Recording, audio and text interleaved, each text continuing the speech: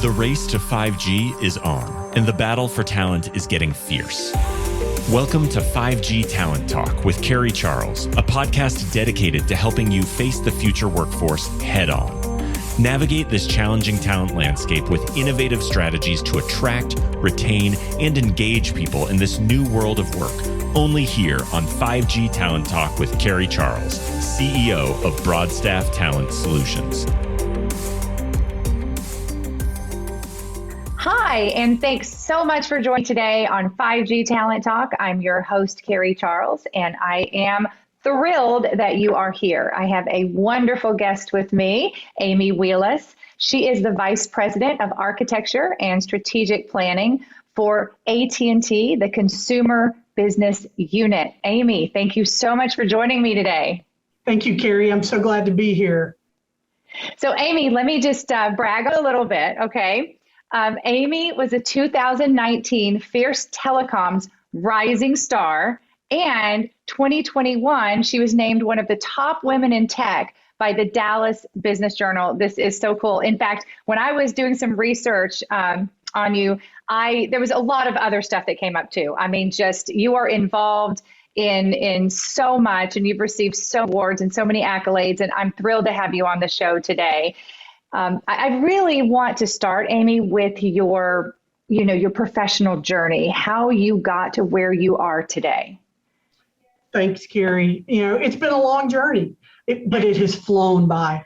Right. I've been with AT&T in many different roles over the past 31 years.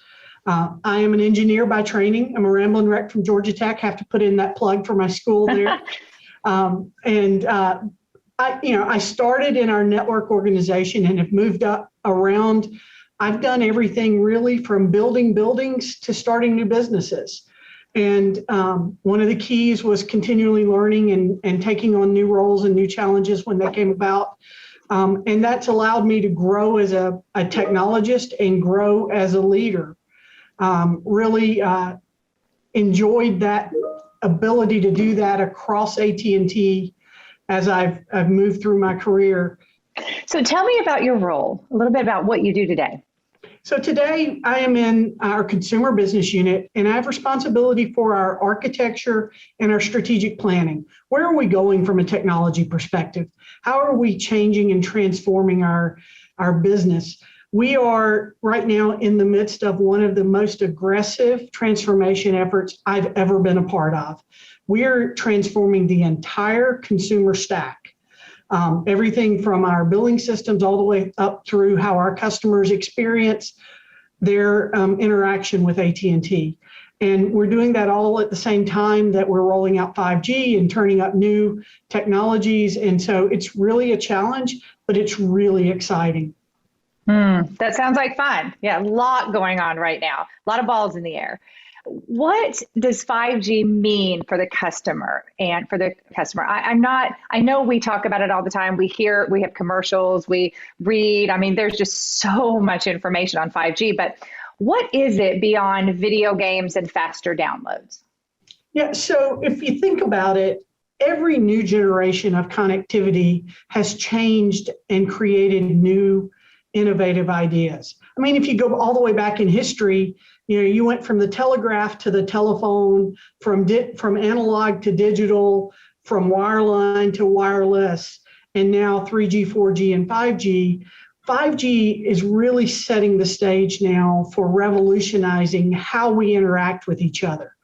If you think about the increased speed, the decreased latency, that's all the geeks speak about what 5G is. It really is about laying a foundation for how we change the experience.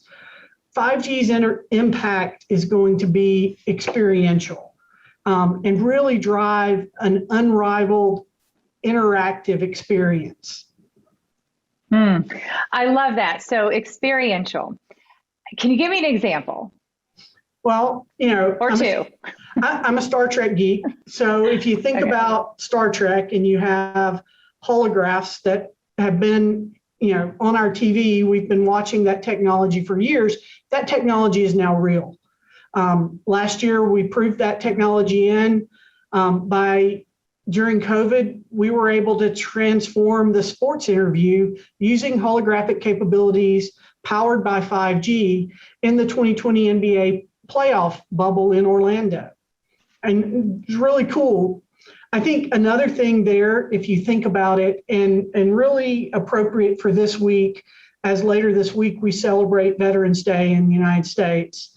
One day, deployed family members will be able to spend Thanksgiving at home with their loved ones or other people across the country and really feel like they're in the same room with them. Yeah, you won't be able to touch them, but you'll be able to be there and feel like they're there and be a part of it much better than just a flat screen like we're doing today. Wow. I just got chills. I mean, just even the thought of that. And I love what you said, that it's really going to bring us together, 5G, right? And I think people, when they think of technology, sometimes they feel that it's a disconnect, but really 5G is all about connecting us. So what are some of the opportunities for consumers with 5G and also some of the opportunities to monetize it? So if you think about, like I said earlier, beyond the super fast downloads and low latency, it's those experiences. How do you do that in places like a high density stadium? The 5G technology is really changing our in-stadium connectivity. It's really changing so that, you can become, right now you watch the game, you see a big screen, but in the future, if you think about it, you could be standing there beside LeBron. You could be, having that very fast capability to be reacting, and it's like you're on the field with them. Wow. And wait, Tom Brady. Let's use Tom Brady because I live in Tampa. So Tom Brady, okay. Okay, good. Right. So will I have glasses, special glasses I put on, and then I have the experience and I'm like right down there in the field. I just became a football fan actually now that when Tom arrived. So in the past, if you were in a stadium or a big event place and you were trying to, Snapchat or text or upload to Twitter, all those uploads, they get all bogged down and you get frustrated and you want to share it with everybody you could. Well, the speed and the capacity that 5G will allow is going to make that even better. And then, so you put on a pair of AR glasses and you're able to choose the view that you're seeing. So maybe you can have the view of Tom Brady. So you're Tom Brady standing back there and as he moves his head, you're seeing what he sees. Wow. But 300-pound lineman comes and about to tackle you. I'm not sure I want that, but right. You can personalize how you replay things. These are just some of anything you can dream up. Those things will be able.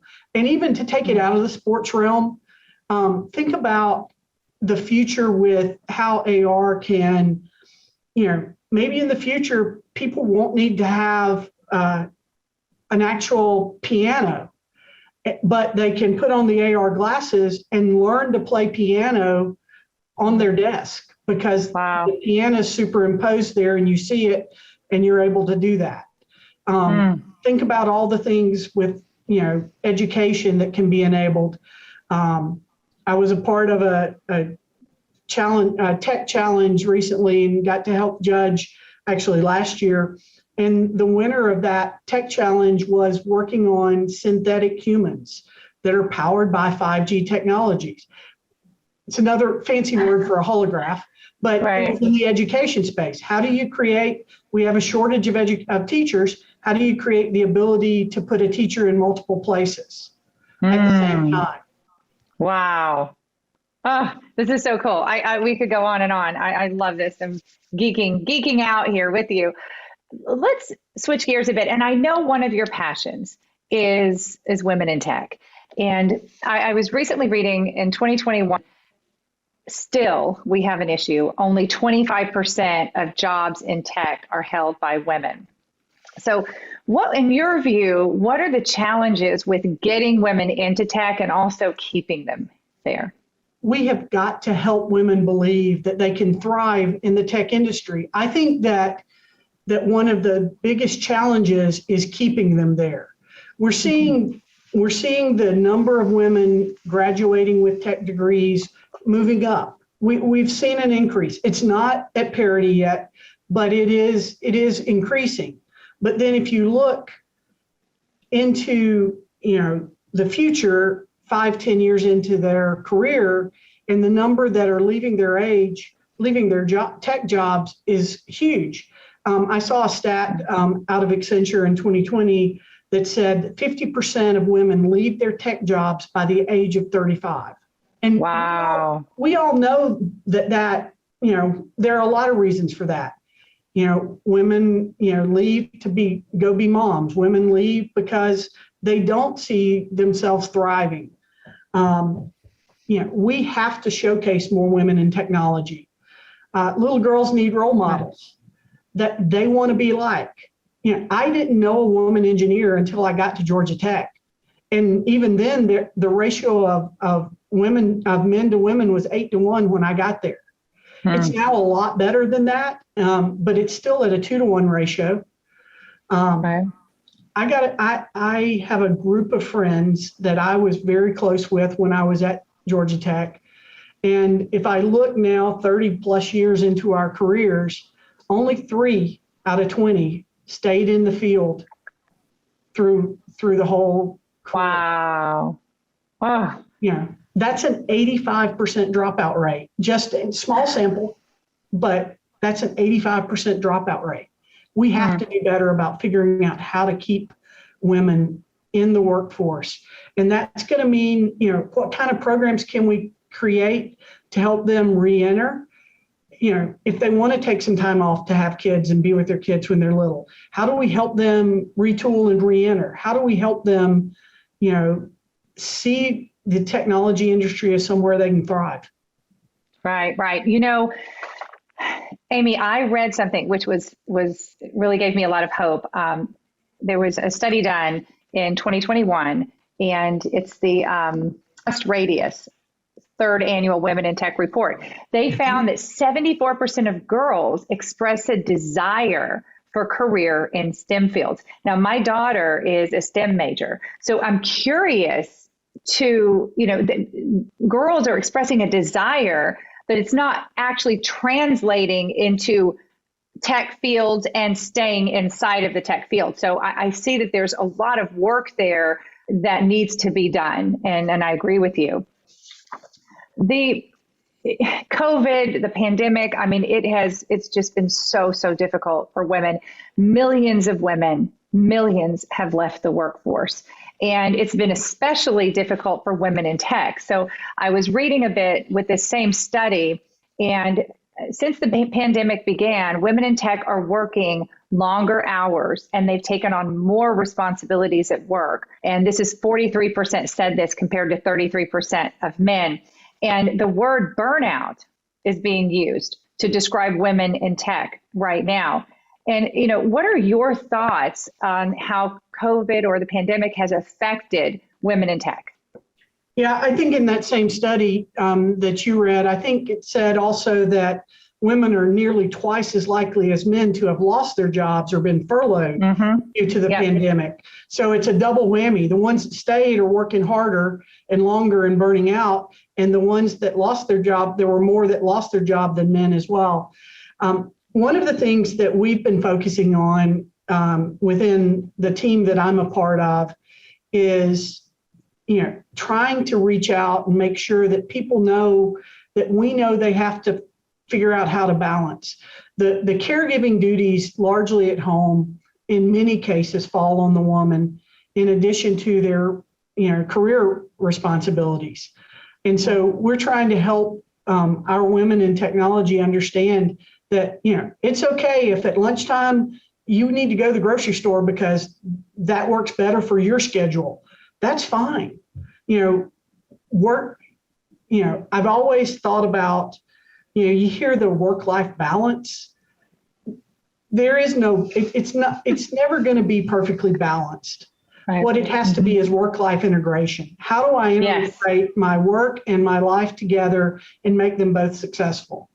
I had a conversation recently with one of my really close friends who's been in the technology industry for a long time, and she was, been working at home, and she said, I rode my Peloton this afternoon. I had a meeting get canceled, and I decided I wanted to ride my Peloton, but I feel guilty. I'm like, oh, why do you feel guilty? I said, what did you do at lunch? I ate lunch at my desk. Okay. If we'd been in the office and you were going to have lunch, you and I would have gone to lunch, and we would have probably talked a little bit of work, but we would have talked a lot of not work, and we'd had a downtime. So you don't have that opportunity working from home. So you took a break and you rode your Peloton. Your energy level's higher. You're taking care of yourself. Your head's probably clearer. That's all benefit. And I think we as women tend to feel guilty, and we need to stop doing that. Boy, that was strong. I believe that. It's a mindset shift. And it's not just a mindset shift for leadership and in corporate America. It's a mindset shift for us as women. And let me ask you, I know that you had mentioned when we spoke last that AT&T has some new benefits and programs. And I think it would be important for other business leaders to hear that and maybe get some ideas on how they can retain women. Yeah, one of the things that we did was we introduced 3 weeks of paid caregiver leave to navigate, the predictable and unpredictable moments of caring for a child or other family member. Many of the, people that are working today in the workforce are balancing, child care and elder care all at the same time. Right. I'm going to throw in a plug into this one as well. It's your other family members, but also your family. That's my word of the friends that have become family. I'm single, and I have other single friends. When you need somebody to take you to the doctor or pick you up from the doctor, you got to have somebody to call on, and caregiver leave allows for that. Another thing, is that we launched a new benefit program around emergency backup care for children and aging parents. It helps with, locating that emergency backup care. There's a hotline. It helps you be able to locate and get that resource when you need it, because, there are times when you can't take off or that you feel like you can't, and you need that emergency backup care. Also, for our new or expectant parents, we've added 4 extra weeks to our paid parental leave for a total of 12 weeks. We also have access 24/7 to virtual coaches and self-paced courses. Oh, I like that. Things like infant sleep schedules, adoption, how to eat healthy, all of those different things. So some really cool programs that help us integrate our work and life better. Another thing, one of our employee groups, our Women of AT&T, the Dallas chapter, launched a virtual bi-weekly happy hour series. It's a virtual series, but it's focused on helping members maintain their health and wellness, and offering stress relief tactics and mitigation ideas, and creating that social community that we have to be intentional about. In the world where everybody's working remotely, you have to be intentional about creating those interactions. Yes, you do. Yes, you do. There's definitely some silver linings in the pandemic. And I know that you've mentioned some wonderful programs from AT&T, but what else have we learned through this pandemic and in 2020 that's led to positive changes for women in the workplace? I think the flexibility that, in our space, my organization right now is about 95% virtual workers. Prior to the pandemic, we were probably 30% virtual workers. Now, we have allowed them the ability to work from home. We've allowed them the ability, we still have times when they come into the office. We're a software development company or organization. And sometimes you need to get together in a room with a whiteboard and create ideas. But we've allowed them that flexibility, and it gives them time back in their day to help manage and interconnect with the people that they care and love about. For me personally, I think that's a great thing that we want to keep going forward.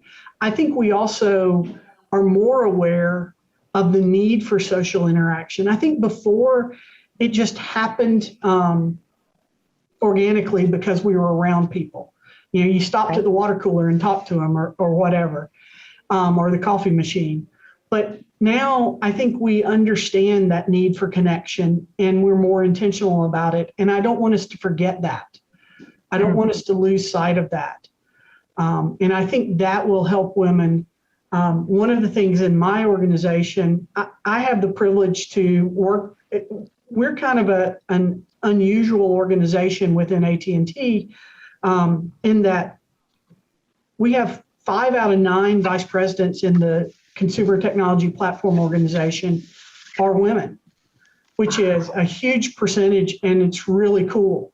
And one of the things we started during the pandemic was a quarterly Women of Technology, it's an hour, and we have no agenda. We get on the call, we have about 300 people on it usually, and we take the conversation where it goes. And it's just a way for us to connect and be able to be there and open up. It's kind of an open mic session. We've had tears, we've had cheers. It's been really good. And those things, I don't know that we would have thought about doing that had the pandemic not happened and we hadn't seen the need to try to connect. I love that. I mean, I'm sure there's so many more positive, silver linings that have come out of this pandemic for women. And I want to talk a little bit about, women in leadership. That's unbelievable what you just said. That was, what did you say? 5 out of how many? 9. 5 out of 9 vice presidents are women in your organization. That's just fantastic. In the same study that I mentioned earlier, and you may have the same study right in front of you, but I see that nearly 80% of women in tech said promoting more women to leadership roles would better support women in the field. And 72% said providing mentorship opportunities, 64% said flexibility, exactly what you said, flexibility, mentorship, exactly what you said, with support and bringing people together. And the list goes on and on. But I think that what we want to look at and really highlight is that when there's women in leadership, we as women feel confident that we've got a shot. And we see the path clearer. When there's no women in leadership or few, then we don't see that path. And we could potentially go someplace where we have that. So how do we promote more women to leadership roles in tech? I mean, why is this an issue? Why? It seems to me like it would just be easy, right? Yeah. I mentioned that in my direct peer group, it's a great ratio. But that's when I go to industry meetings, it's not like that. And, one of the things I challenge all of our vendors, and they know that they better, keep improving that ratio of women in the room. Many times we'll go to a meeting with a vendor, or I'll go to an industry forum meeting, and there are very few women in the room. I'm one of maybe 2, or maybe sometimes the only one. And just like you said, women need to see women in leadership roles. They need them as role models so that they have something to aspire to. And for us in the technology industry, the women, those of us who are in leadership roles, have to become advocates. We have to help mentor them. We have to help lift them up. One of the things we've got to do is we've got to be willing to put them in a role that stretches their ability. But at the same time, we've got to give them the grace and support to fail and get up and try again. No one ever achieves anything great without failing. I mean, go read any entrepreneurial book, any leadership book. Everybody talks about the failures they've had. But as women, we have a tendency not to be very risk averse, because there's no margin for error when there are so few opportunities and so many fighting for those few opportunities. And so as leaders, we've got to support that and say, hey, I'm going to take a chance on this person and I'm going to give them the opportunity to mess up. And I'm going to lift them back up and help them get back up and try again. And help them move into, make the decision to say, hey, I'm really comfortable here, but let's go move into some uncomfortable space. Because I think that's important. Powerful, powerful stuff. Amy, what helped you rise to the top? I had many tremendous mentors along the way, both men and women, and some role models that I watched and observed and mimicked. And so that's been really cool. Some of them are leaders in the telecommunications industry, and Chris Rennie, is in the Witty Hall of Fame, and she sits on the board of Ericsson. She was the CTO of Singular. She's one of my mentors that I've looked up to, and I happened to meet her because I was tapped on the shoulder and said, hey, I want you to go work on this special project. And so I went and worked on that special project and got the opportunity to sit at her table. I was working for somebody else, but she was the executive leading the work, and really was able to watch and learn from her. And she made a difference in my life. Another one is, Bill Hogue, who was in our Singular and then AT&T organization, led our network organization. He pushed me. He pushed me on things like, Amy, you got to work on your poker face, because what you see is what you get. And so, things like that. That has helped me move along. I love sports. I grew up playing sports. I'm an athlete, or I was an athlete. I'm an armchair athlete now. But, that instilled in me a belief that we're better together. A team is only as good as the weakest link, and we all have roles to play. And if somebody doesn't do their job, then something doesn't get done right. And so that teamwork really has helped me move along in my career and help me be a good team player and a good corporate player. And I think you have to do those things. When you're trying to do it all by yourself, you fail. When you're trying to do it just for yourself, you fail. Amy, you are a tremendous leader. What would you say are your top 3 leadership principles? Well, I'm going to give you 4. One is work hard and play harder.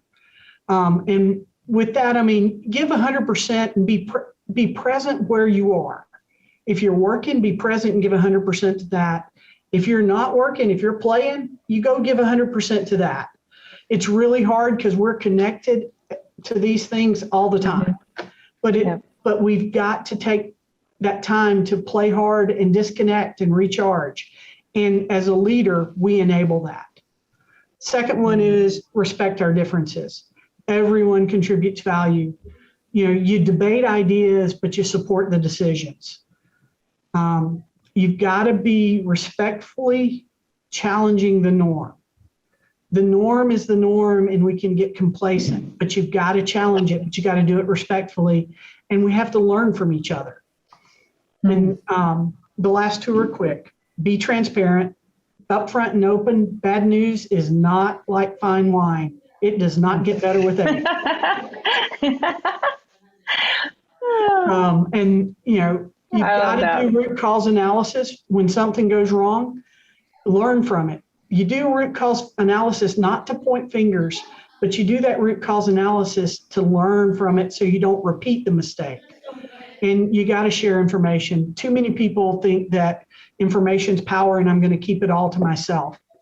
And then the last one is be accountable. Set targets, set stretch targets, and expect results for you and your team, and ask questions. Boy, you could write a book. I feel the book inside you.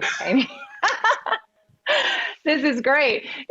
Earlier in our conversation, you talked about how excited you were about, again, it's a big challenge, everything that's going on and what you're working on, but also that you're so excited. What excites you most about your work today? I think the thing that excites me the most is seeing the team overcome those challenges.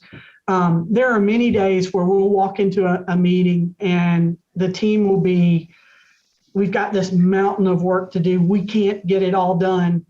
And we help them work through the problem and, work the problem. And then they come back, we figured it out. We're going to get it done. Those are the times that really excite me, helping see our teams accomplish things that they didn't even think were possible. That's what makes me keep coming back to work. The technology is great, and I'll always love the technology, but it's the people and helping the people be successful that really excites me about what we're doing. Spoken like a true leader. Amy, thank you so much for being on the show today. This has been just fantastic. I'm sure that our audience has gotten enormous benefit from it. Thank you very much. I really appreciate the time to be here. You take care. Thank you for listening to another informative episode of 5G Talent Talk, brought to you by RCR Wireless News, Telecom Careers, and Broadstaff Talent Solutions. As we advance into the future, we promise to bring you the resources you need to navigate this ever-changing landscape of 5G to help you attract, retain, and engage people in this new world of work. To access the show notes or leave a review, visit broadstaffglobal.com. Until next time.